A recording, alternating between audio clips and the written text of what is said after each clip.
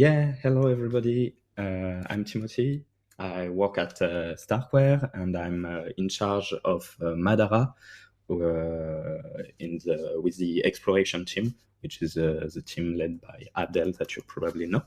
And today we are going to talk about like Appchains and how we can build them on Starknet, what's the future for the ecosystem regarding this aspect. And we have different people with us today who maybe want to present themselves. Go ahead, guys. Okay, I think I can start. So my name is Apul. I'm currently the founder of Karnot, which is a role passive service company around Madara. So basically, if you want to build a Madara app chain, there are a lot of moving parts around it. Even though everything is like open source, there are still like a lot of parts such as like setting up your validators, full nodes, bridges, and so on. So we help you with all those things when you want to launch an app chain, so you can just focus on your business logic. And apart from that, we are also like contributors in the Madara ecosystem itself, and we're trying to get it to production as soon as possible.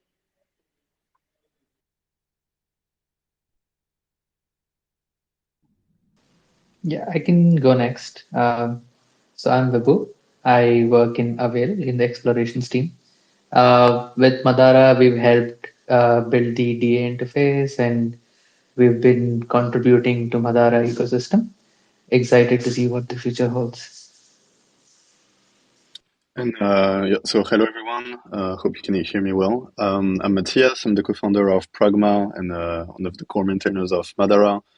So we're basically building an oracle, which is right now live on Starknet, but we're working on the next version, which will be a Madara app chain, so a custom Starknet app chain. And yeah. Okay, cool. So thank you to all three of you to be there.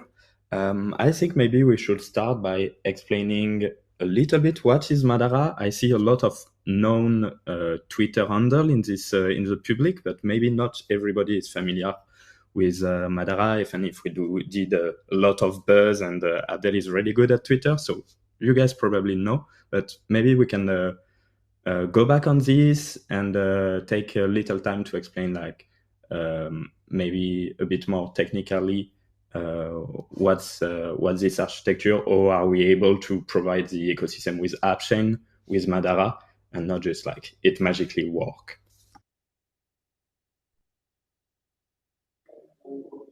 Yeah. So yeah, basically, in maybe I can start and then like others can add accordingly.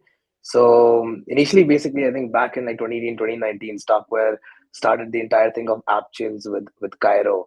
So we had like DYDX, Immutable, Sorare, and a lot of these other tools that came up, and it sort of showed like like app chains, or Cairo in the sense like ZK systems made sense, like verifying computation on Ethereum and doing all the actual computation off chain. After that, like Stockware went ahead and started building Stocknet to make like a general purpose chain for anyone to use Cairo. But then we still needed a like an open source framework for people to build app chains itself. Like there are use cases where you can stay as a smart contract on, let's suppose, Stocknet, but there are use cases where you might want to spring out and be your own chain so that you get like more control over what you're doing. And that's what Madara is. Like Madara is like an open source framework for anyone out there who wants to build a chain built like on top of Cairo. So it's efficiently provable, and you can choose if you want to settle on the L1 or settle on Starknet. If you want to just be sovereign, it's completely your choice. As of today, like Madara is pretty much a clone of the existing Starknet ecosystem. We have most of the parts running. A few of them are still pending, and I think it should be completed by early next year. But yeah, as of today, it's like a clone of the Starknet current Starknet version. But with that being said, it is also very modular. So like we have taken like the core parts of Starknet and we have integrated them with Substrate, which is like a framework for you to build blockchains. And as a result of that, what happens is that it's very modular. So tomorrow, if you want to like change the consensus system out, you want to change what prover you're using, you want to change the DLLs or anything, okay, you can do that very easily. So you have complete control over it.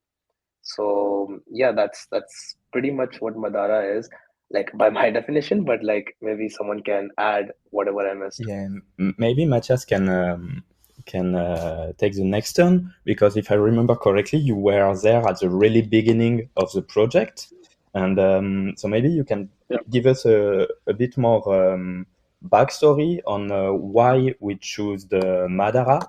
Not Madara, sorry. Why we choose the substrate as a base for our infrastructure rather than maybe another framework or writing Yeah, from sure. scratch. So actually, when we started out, the ideation of everything already started back like in January. We were like, okay, we want to build our custom app chain that was like necessary for our business use case.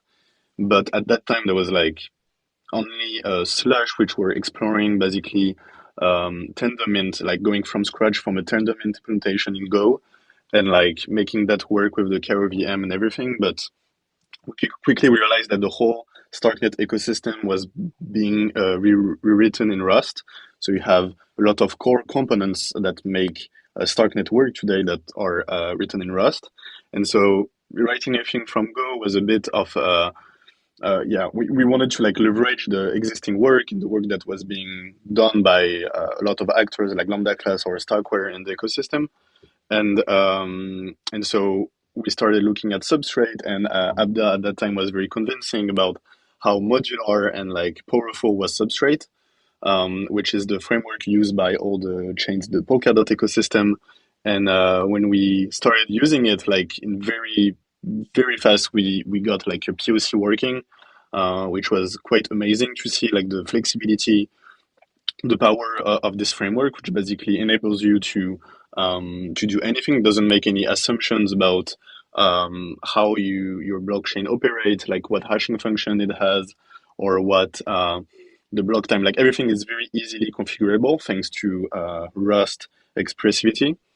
And so that was this. We started doing the POC to just check if it's going to be actually performant, like if there wasn't unexpected blockers.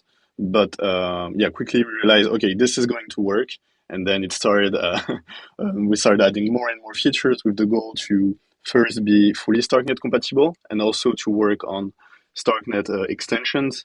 That's something very important. Is that Madara can be very useful to like experiment with new features that are not yet live on StarkNet or StarkNet Appchains. But yeah, that can be implemented in Madara, can be like toggled on and off.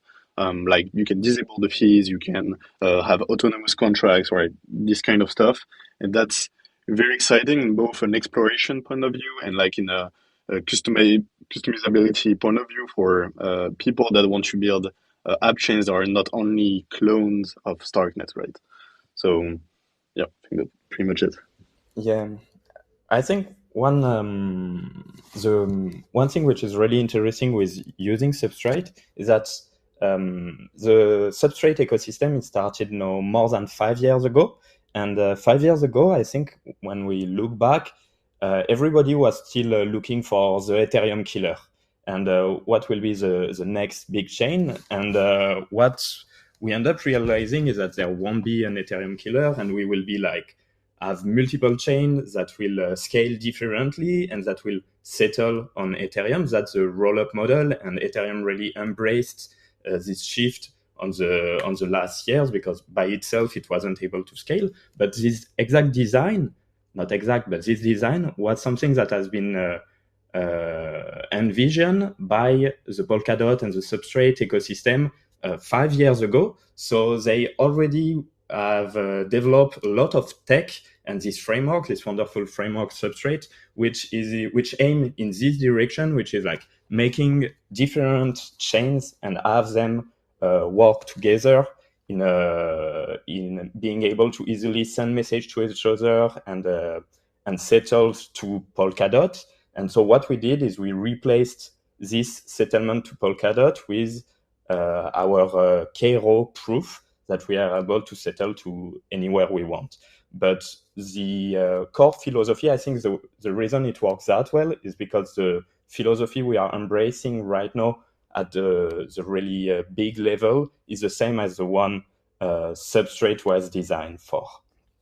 And maybe it's time for our Avail representative to tell a few words about how their own chain come in this design, like because we have worked a lot on data availability on Madara. It's something which is not yet ready in Madara, but it's much closer to be ready on Madara than in Starknet, I think. And it's something we are aiming at since like the first iteration of the product, offering multiple data availability layers. So can you tell us a few words about this and what's the reason behind data availability other than Ethereum? Yeah, of course, of course. So to begin with, I just want to appreciate all the efforts that's been put into Madara. You look at Madara and you realize that it's actually a really well-built modular stack that you can use to, at the end of the day, build your app chains with your domain-specific requirements. So when we started looking into Madara, we realized that it's also important for people to have options on the data availability layer that they want to use. And why the option is basically when people do build their own app chains, at the end of the day, the requirements sort of vary. Um, the question relates to what is the trade-offs you want to have with security versus the cost that you pay for to have your data available. What are your requirements? What is the checkpoint frequency that you want to have, et cetera, depending upon the requirements of the app chains itself. So it's very important for any builder that is using the modular stack to have that option to choose the DA layer that they want to at the end of the day.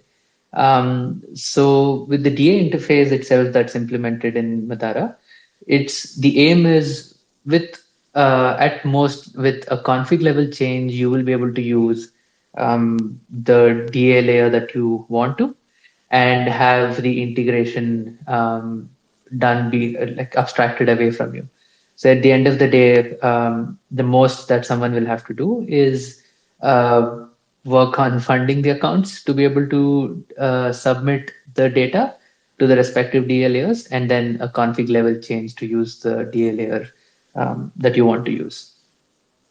Also, coming to the opportunities that do open, traditionally, Starknet is sort of operated with DA on Ethereum. And of course, this does bring a few I would say trade-offs for people for whom the requirements are a bit different, right? So we all know that with star proofs, of course, because the proof sizes itself are a bit big, it's expensive to verify star proofs on chain. So the general solution is you batch much more transactions together, so that when you are verifying much more transactions at the same time, the fees that you pay at the end of the day on Ethereum is much lesser. And because your DA is also is on Ethereum itself, you depend on Ethereum for your ordering as well, Ethereum consensus for your ordering. That means that the frequency in which you checkpoint on Ethereum is a bit slower. Um, and this does really work very well for most use cases. But in case you want to have an high frequency app chain, which is checkpointing on Ethereum much more frequently, so the bridging is much faster, then or if you want to have, let's say, much faster confirmations for the order of your transactions, it's good to have that option so you can choose the data availability layer of your choice, like Avail, which gives you the ordering guarantees based on its own consensus. And then you are able to verify the ZK proofs on the client side and get hard objective confirmations that this is the final order, while at a much later stage bridging to Ethereum through the checkpoints. I think these sort of possibilities are now possible because of the modular architecture of Madara itself, which is pretty amazing in my opinion. Cool. So to sum up a little bit, with Madara, we are abstracting the complexity of running like a Starknet chain, but really fast in the process, more complexity started to arise. You have to choose what is your settlement layer, where does your data goes. So you have a data availability layer, or do you put everything on Ethereum? But do you settle on Ethereum, or in the future we want to be able to provide layer 3 where people will be able to settle on Starknet, and then Starknet will settle on Ethereum. We can even imagine layer 4, layer 5, if somebody wants to play with this. So what's starting to arise, and that's the part of the development we are in right now. So the part of being able to run Cairo code, it was done really fast. It was done in the first months, I think, of the development on the project. The next step were to get to implement the RPC, to have more and more compatibility with the actual Starknet ecosystem, the Starknet libs, the wallet. Thank you, Lana, my coworker, for this job. She did a good job on this. It was not easy. It also allowed us to discover some bugs, some incoherence in the spec or in the different implementation. So it was really interesting. But right now, the part we are developing is the part which is about proving your execution and then settling your data on some layers. And as you already heard, we are offering like a lot of ways to do that. And that's why I think Approve came up with a good startup idea. Maybe you want to pitch us today. Yeah, sure. So if I understand the question correctly, you want me to talk about Karnot and what we are doing in Yeah, Karnot, right? exactly. Yeah, awesome. Thank you for asking us that. So basically, yeah, Karnot basically started off when I was actually working with Pragma. So I was actually working with Matthias before at Pragma to work on Madara essentially, and also like help Pragma wherever possible in getting their app chain set up. And during that time, I realized that like this entire effort of creating an app chain is going to be similar across multiple um multiple chains, like multiple projects that want to launch their app chain. So that's when we decided that maybe we should just build this like a roll-up as a service platform, because there was nothing at that time that existed for Madara. So yeah, that's how we decided that we will be launching Karnot. We announced just last month in Istanbul, and the roadmap for Karnot essentially is that very soon that you will be seeing a basic command line tool which would be available for anyone to use to run a Madara instance locally. So right now the process is like you need to either clone the Madara repo, or you have to probably we have made a Madara action template as well that you can clone and start from there. But we want to make it even more simpler. So basically, you can imagine like a CLI tool that you just run on your terminal, and we will set up all the libraries that you need. We will download Madara, the Explorer, and probably like a faucet, and like set those things up for you and give you the URLs directly, and you'll have them running locally, so that at least you can start playing around with it. And along with that, obviously, we're also working with the compatibility. So, like Timothy just mentioned, like we're trying to get it compatible with wallets and libraries, and we're pretty much there. I think there are like a small bugs here and there, which we already have like active PRs for that on the repo as well. Just before this call, actually, Lana was just reviewing the PR, but very soon we'll have these things merged. So basically, with this tool, it'll be very easy for anyone, like who doesn't want to understand, like who doesn't want to go very deep into the infra of how all these things are set up, but he wants to build an app chain. You can just use that CLI tool to locally start your nodes and faucets and explorers and just start building on top of them. That's one.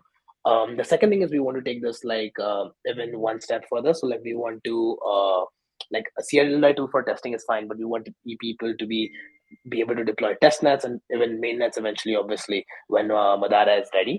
So the idea with that is to have like a self-serve model. So like you can come to our app and you can choose essentially the configuration of your chain. Initially, you can start with like you can choose like what's the the fee token that you have, what's the block time that you need, what is the DLA that you want. If you're supporting multiple provers, then you can choose the prover and so on. So you can choose all these things.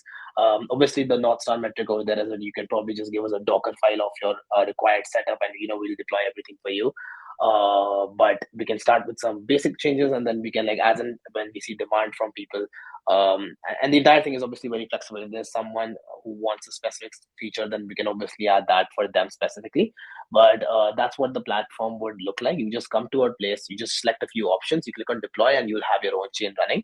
And even if and the extreme most cases, you can just give us like a Docker file and we'll get that running. And when it comes to like where the infra would be running, that again depends. Eventually, it will depend on what the user wants. We'll be starting with something like we would be hosting the infra for you just to make it really easy and quick to start with. But eventually, if you want, like let's suppose you want more control over the infra that you run, then you can just use Karnot as a service where you can provide us the required keys or the required accesses, and we'll deploy and set up everything on your infra itself. That's something that'll come later on, but I'm sure there'll be a lot of companies, who will be worried about where the infra will be, like who will own the infra and everything. So like we have options for that as well that will eventually come up. But yeah, that's essentially the idea and roadmap for Karnot as of today. One of those things you can configure, you mentioned a lot, but just today we had a little chit chat about Cairo Native, which is a way developed by Lambda class to execute Cairo code in a native instruction of your operating system. Can you tell us a little bit about this? Yeah, sure. So, like Lambda class took the amazing initiative to develop Cairo native, which is, which basically, like right now, what happens is that currently when you compile down Cairo, like first when you like compile a code, you get Sierra, and then finally you get the chasm is which is what is executed. But when you're normally executing chasm, you also generate like your proof traces, which aren't very very necessary. Like the proof isn't generated, but yeah, you're generating like those traces which aren't necessary at that point in time. So like essentially you're not doing the most optimized execution, because how the current flow works is your sequencer runs the chasm, gives you a soft commitment, and then whatever the sequencer did, including the transaction itself, which we just ran, is reran again in the Starknet OS. And then that the run of the Starknet OS is what essentially that goes to Sharp and that gets proven. So essentially, if there is some way in which like we can just skip all the proving parts of the chasm, and we can make it like more lightweight as if you're just running it normally like it's any other programming language. I guess it's a very abstracted version of it, but yeah, if you could do that, then you could give soft commitments very fast at the sequencer level, where you get a transaction, you quickly execute it, and you give a soft commitment, and eventually when the Starknet OS runs it, that's when you create the actual trace, and that's when it goes to Sharp and gets proven. So that's essentially the idea with Cairo Native, what Cairo Native is trying to achieve. You can I don't want to say something wrong, but yeah, like you can compile down your Sierra down to your native bytecode, and you can run it very very quickly. The issues that we were like Timothy said, like the issue we were getting with integration is that Cairo native as of today is not no STD compatible, and like there are some possibilities where you can make substrate run in the native mode, but it wasn't that easy, like Timothy mentioned. But it might get like too much for this call, I guess.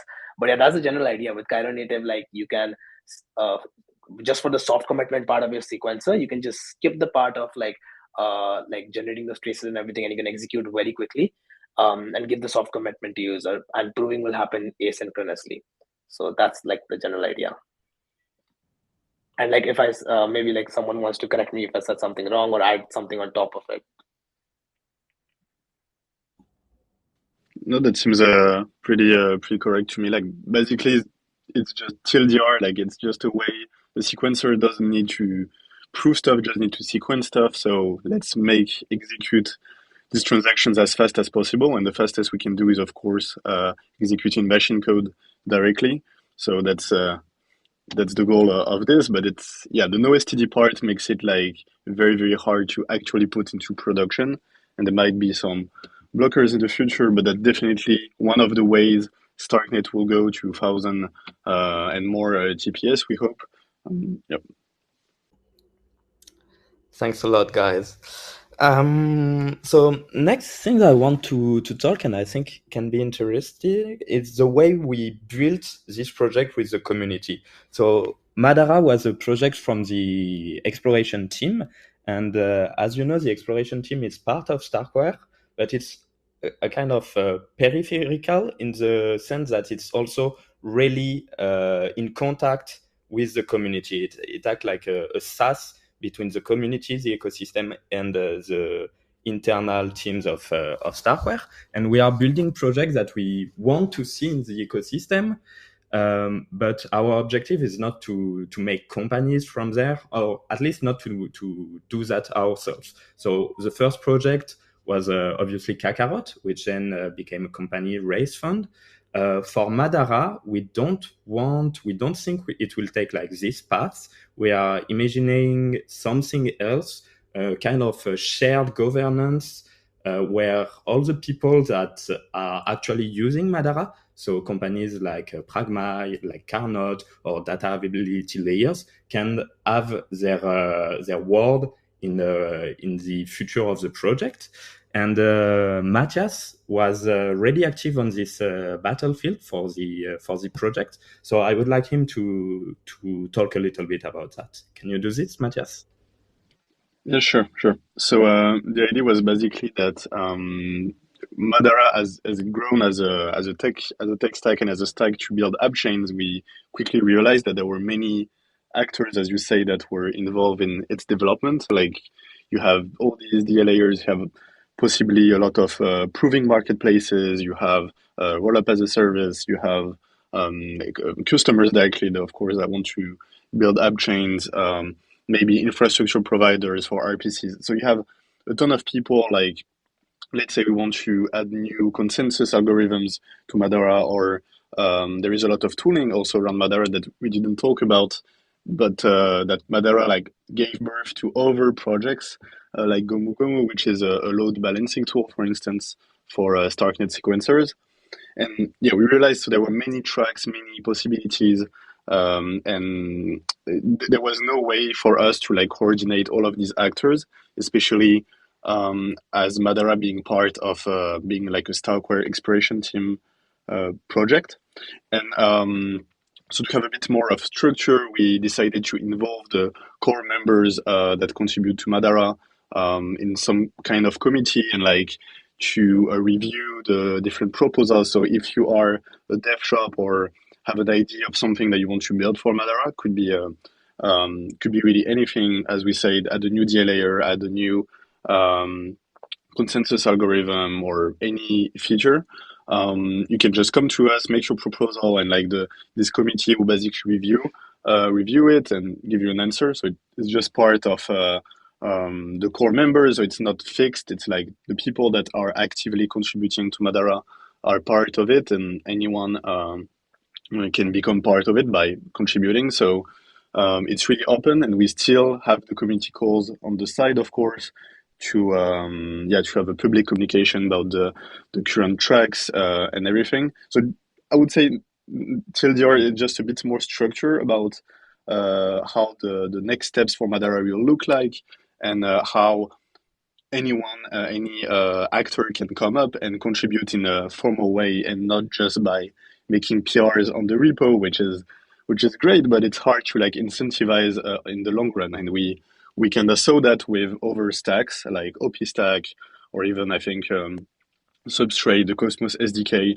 all of these stacks, if they have lived like through the years, it's mainly because the people that use these stacks are contributing back to the stack and have some kind of incentives to do so. At least like there is some agreement with some foundation, like the IBC Foundation, or the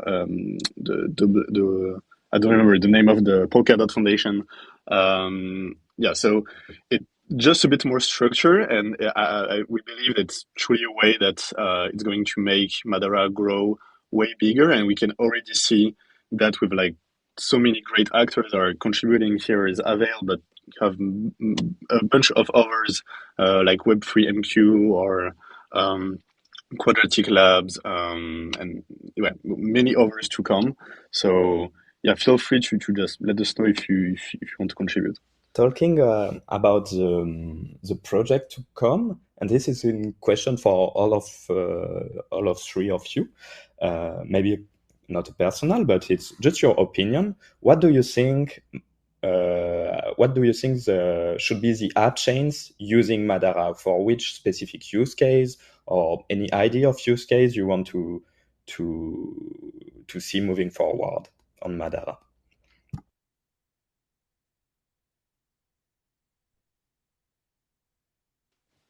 So I can yeah, go on. sure.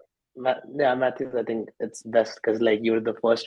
Pragma was like the first team to choose to build an app chain on Madara, so I think it's best you Yeah. start. So I guess pretty much anyone could like really. We see this trend emerging where basically what we will we might end up with is every dApp becoming an app chain. There are pros and cons, of course, to this future, but the main con being like interoperability. How do you ensure that you can tap into liquidity from other chains? And that's harder, of course, if you're building your own app chain. But I would say the most basic use cases you might have in mind is like perpetual dexes and all these order books. It's very good because these are like apps that are like siloed in one place, and you need a lot of efficiency of data to build these on-chain order books. And this is like one of the perfect use cases for app chains. But this doesn't require like that many modifications on the stack itself. Um, and that's what is being done currently with the OP stack or overstacks. But the cool thing with Madara is really you can go um, way beyond just taking your dApp in Solidity and putting it on an app chain. You can actually think way further than that and think about how you can optimize truly your chain for your use case. Taking the example of Pragma, our app chain is not an app chain for customers. Like there won't be any users that actually interact with the chain. It's just a chain that is used as a high frequency network, like to have data feeds are updated at a very high frequency and in a decentralized way, with and act as a programmable layer of computation.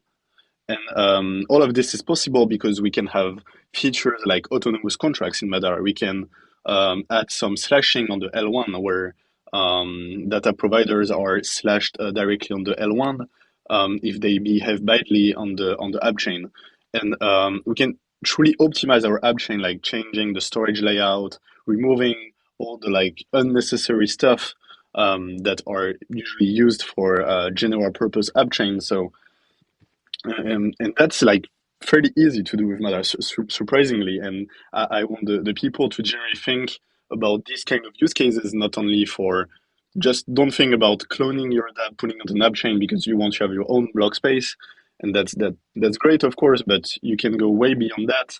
We've seen some use cases with people that want to like customize the VM, like adding new opcodes or this kind of things. And it's very hard to do on the EVM, right? If you want to have an app chain with custom opcodes, an OP stack, an OP chain with custom opcodes, you're going to have a hard time testing that and yeah, putting that into production. Whereas with Madara, it's quite easy. You can just add some syscalls in Cairo, and you can it's like way easier to do, and you can really optimize your chain for that. And yeah, again, I think those are like really great example of use cases. But maybe I think you have a more in your mind. Yeah, I was just going to say that, like, basically, just to add on what Matthias just said, if like if you're building an app chain, then one of the biggest things advantages is sovereignty, and sovereignty like comes in two parts. One of them is exactly what Matthias was saying right now, that you literally own the stack, and that's what we also see in Web2 today, right? We don't see Web2 companies saying that let's both of us have like one common server where both of us will use Rust. Like someone maybe wants to use Golang, someone wants to use Rust, someone wants to use something else for their own specific purposes.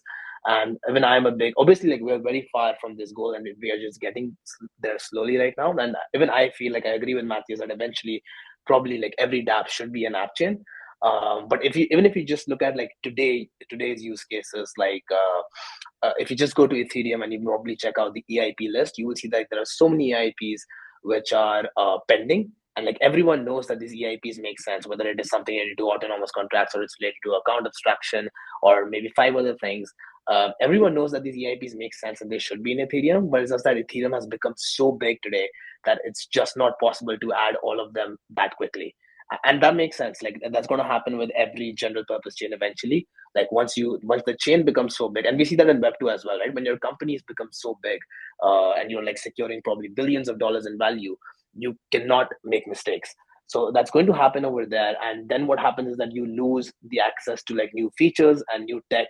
But like as you who's building a new dApp or like a new project, you want that. Like maybe that's like the most important thing for you. For example, in the case of Pragma, it's very important for them to have lower block times. It's very important for them to have probably like single thought finality or autonomous contracts, and like that's why it just makes that for sense for them to own their stack. So in that sense, like that's the first part of sovereignty, where you're actually owning the tech that you're doing.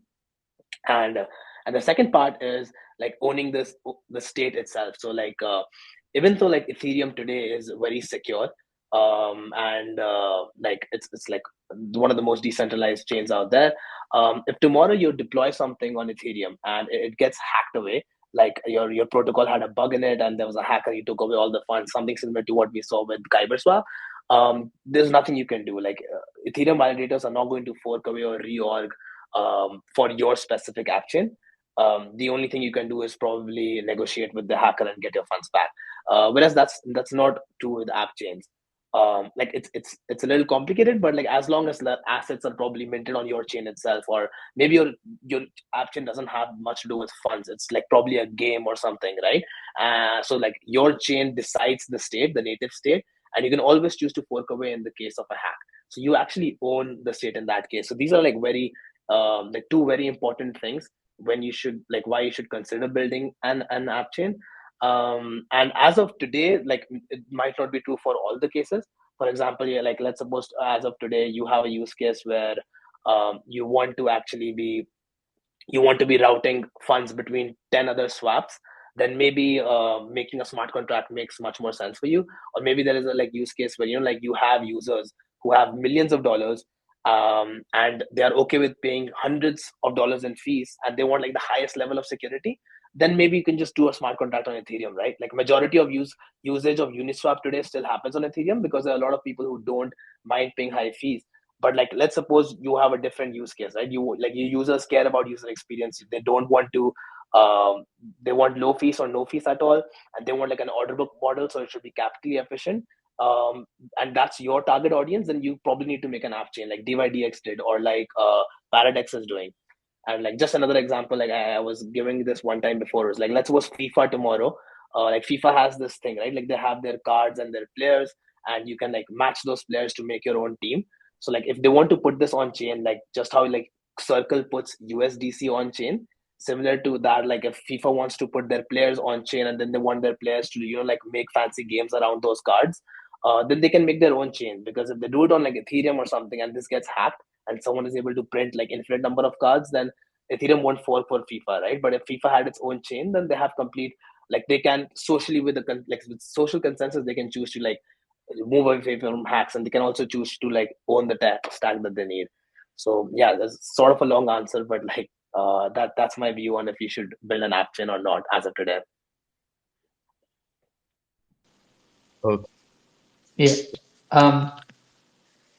So I just want to say that the best use cases sort of arise from the flexibility or the sovereignty that Madara offers, right?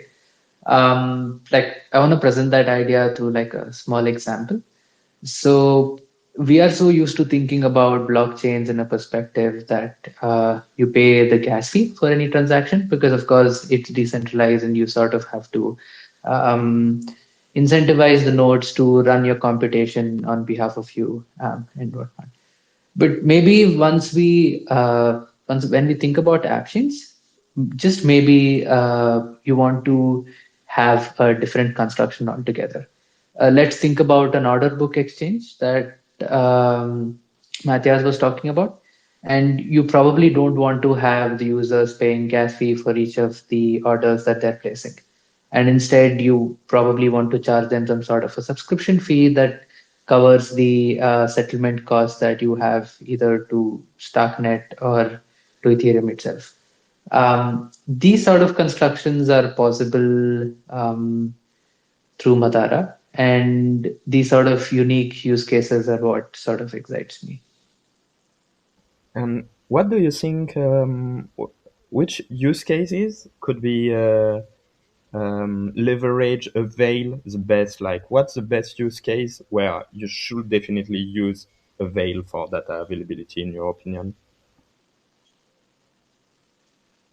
I would say any use cases where you want faster confirmations and lower cost of settlement, you're better off using solutions like Avail, because at the end of the day, the cost associated with like settling, like submitting that data to Ethereum versus submitting to Avail is magnitudes cheaper.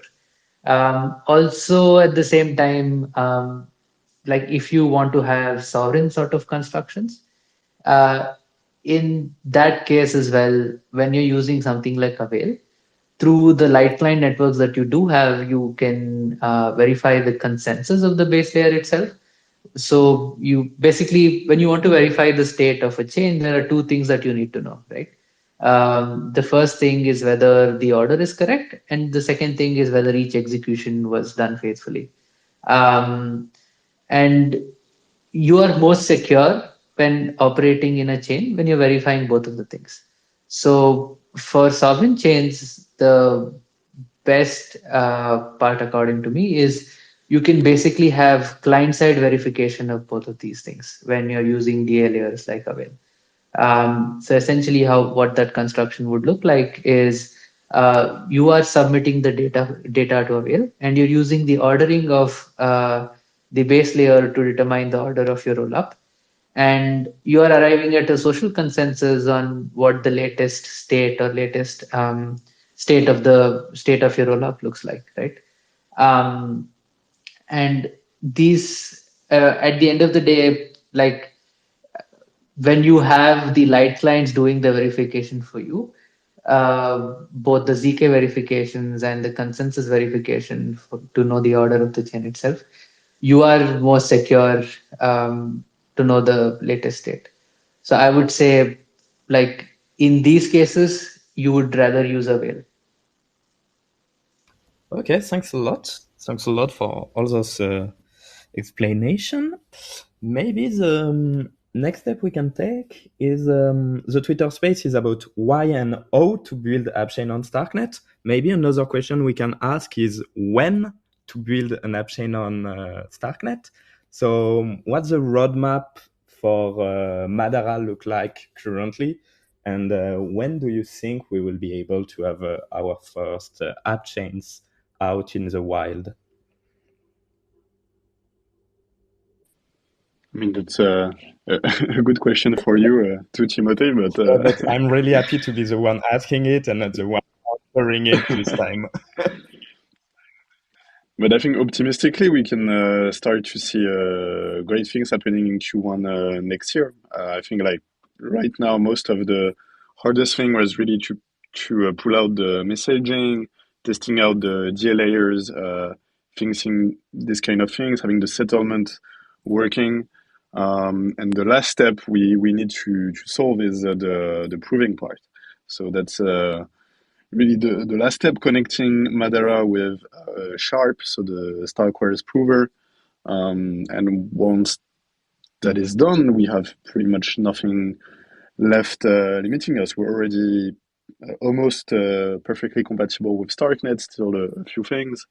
And then it's more about fixing the few bugs before going to production. But Appworld, correct me if I'm wrong, but next year, early next year, we should see some the first app chains growing there. Yeah, I mean, like, I just want to add on, like, one thing or to what Matthew said is like, yeah, we will be production ready early next year, but like a lot of the things are already within Madara. So like, you have the Cairo VM, you have the Stuxnet RPC spec available. Most of the tooling works. So if you actually want to start experimenting and playing around with Madara, you can start doing that today. And actually, like, if you can, that will be really helpful for us as well, because like we'll get a lot of feedback on what are the things that users want, and maybe if there's something broken you can let us know that as well. We will be having we'll be also launching a campaign very soon where with like Karnot will be launching a campaign very soon with Avail, where we can, like, we would want to like people to try out building Appchains with Madara. But in general, yeah, I wanted to say that obviously once the prover is ready, that's when you will have Madara production ready. But right now as well, you can just start playing around with it. So if you're someone who wants to build an app chain eventually, then this is a good time for you to already like start integrating with Madara and seeing if it works the way you want it to work.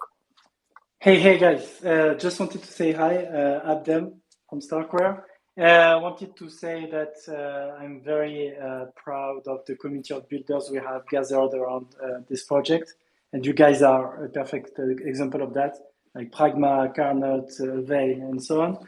And as you said, Purv, I agree with you. It's really time to play with it now, because the more we can gather user feedback, the more we can improve it. So it's already in a state where you can use it and deploy your app chain as a sovereign rollup without settlement and without the proving, of course. But it's already fine to do some tests on your app chain, to do some kind of customization, like customizing the fees or playing with some consensus mechanisms, stuff like that. So yeah, it's now. And in terms of production readiness, we rely a lot on Pragma to be the first Madara app chain in production.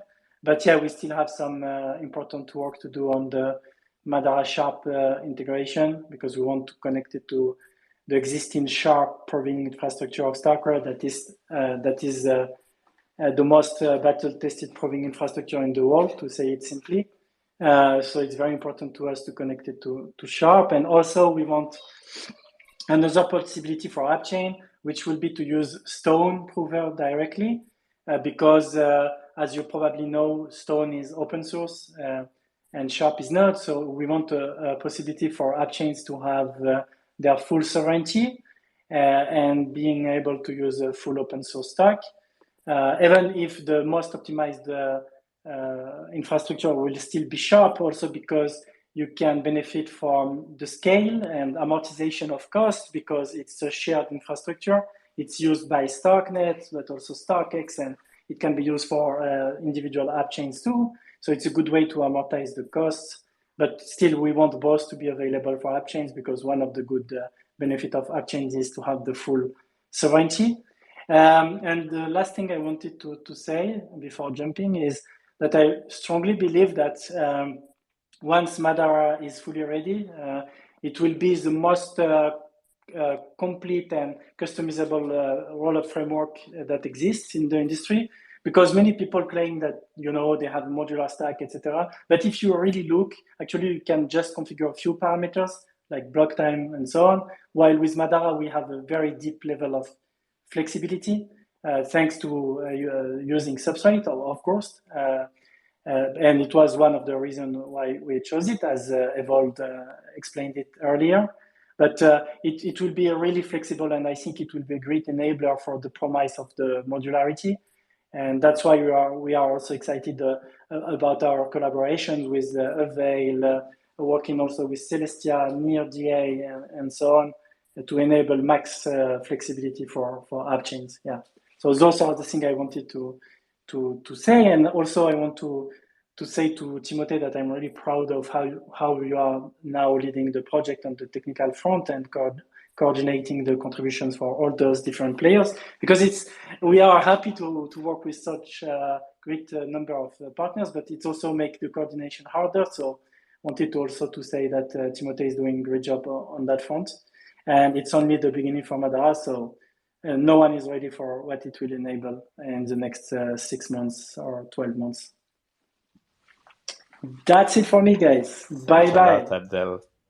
In addition to what he just said, it made me think that, and this one is on us, but we had a testnet at some point, which was a one-to-one copy of Starknet. It was supposed to offer like the same features exactly without any of customization enabled, but it kind of, I think it's still running somewhere, but we made so much change to the code base and added like so much feature fixing bug, then I think we have to launch a new one, and it's on our to-do list, but it's never at the top of the to-do list. But we really have to do this because it will let you guys and girls the ability to play with it, to create transaction, to deploy smart contract. It can be like a Goerli Starknet Goerli testnet, but on Madara. So that's something we had to deploy, and I don't think we will do it before the end of the year, but at the beginning of next year, I think we should do it. What do you think about this, Matthias and Apurv?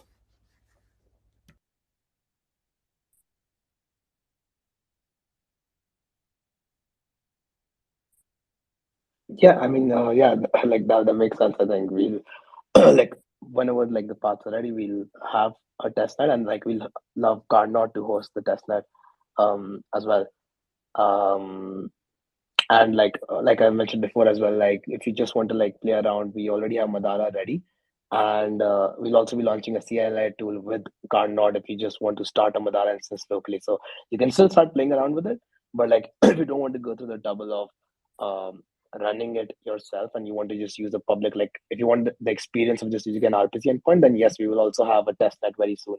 You can just use an RPC endpoint like you use Darknet and like play around with Madara.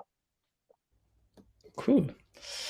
Thank you very much. And I think we are close to the 1 hour, so we will maybe end with this question. All the fingers have been pointed to Pragma because it will be like the first app chain on Madara. So can you tell us a little bit about what are you doing in like answer the question why and how to build app chain on Starknet, but from the point of view of Pragma, like what are you doing on a daily basis in order to build your chain on Madara? Yeah, sure. So the main goal of Pragma will basically be to be a Madara chain. So imagine like a Starknet clone. Really, you take Starknet, you put it on your app chain, but with two main features that I think are very unique. Like there are a few chains that exist out there in the wild that do this, but not as rollups, and are very important to make this work. So first, Pragma won't be a user-facing chain. So you as a user won't be able to actually use Pragma, but it will be an infrastructure chain. So you can, it's a way for us to have an oracle that is running at a very high frequency in a decentralized way, and also for act as a programmable layer. So let's say you want to have a new data feed, you want to compute the realized volatility on Bitcoin for the last 10 days, then you just write your Carol program or probably Solidity or other languages in the future. You deploy it on our chain. The chain will give you a quote on, okay, hey, this is, you want to have this data feed updated at this frequency. Great, it's going to cost you that much. And you start paying, and your feed will automatically be updated by the chain. And you don't have to trust the chain at any point, because of course all the computation ends up being proven and settled on L1. That's like a very important part there. So for the dApps that are going to launch with us and consume these data feeds, there are a few possibilities here. Of course, it could be from other Madara app chains. That's like the easiest path, especially thanks to companies like Herodotus that provide very powerful interoperability protocols between chains. But we could imagine like you technically use any bridging protocol to actually get the data from our chain. And this is a way, like it's a very powerful way when you think about it, to externalize compute, right? If you have a very heavy computation to do on your L1 or on your Solidity smart contract, why not just externalize it to a chain that already has data that is verified? So that yields to the second very important feature of the chain. So the first one being autonomous contracts. The second one is slashing. So people that actually provide the data to the chain will stake on L1 some Pragma tokens, and then if they behave badly, so if they try to manipulate and push wrong data, the chain will automatically slash them by adding L2, L1 transactions in to the chain. And so on L1 they will be slashed, and so they will be penalized for doing this. And that's also, again, I think very unique. Like most of the slashing systems we see nowadays are not done in this ways, or mostly the naive way would be to just have slashing on our chain. But here there's really like a communication happening between what's happening in our chain and consequences on the L1. And yeah, those are the two main features that show how powerful Madara really is. Yeah, I think those those are like pretty much Okay, it. so it wasn't like extremely complicated for you to add this to the already existing Madara code base. No, that's the great thing is that these are like extensions to Madara itself, so they can be toggled on and off, and yeah. Okay, well, thank you very much. We reached the 1 hour time mark, so I think we are going to wrap things up there, unless you want to add one last thing before we shut down the call. We good? No, I guess yeah. Well, thank you very much for hosting this, Timothy, and I hope everyone, some people learned about Appchains on Starknet, but yeah, get ready. It's going to be way more exciting the next few months when we launch, when a lot of app chains launch through Karnot, and yeah, very very exciting times ahead next year. Finally, the Starknet stack getting some life and seeing some true adoption. Cool. Yeah, thank you for organizing it. And yes, everyone, I just also wanted to say that if you're playing around or testing with Madara, make sure you join like the Telegram group, and like ask us any questions, or like if you face any bug, you can just put it over there, and we'll like try our best to solve it as soon as possible. And if you happen to know how to code, well, you can contribute to the code base. We are always open to new developers from different level of experience and background and skills. So yeah, please visit our repository, our Telegram, as Approve said, and see you soon. Dibu, one last thing. Yeah, nothing to add from me, but thank you so much for hosting this, Timothy, and thank you for the invite as well. Feel free to DM us with any questions if you have anything related to the DLAs.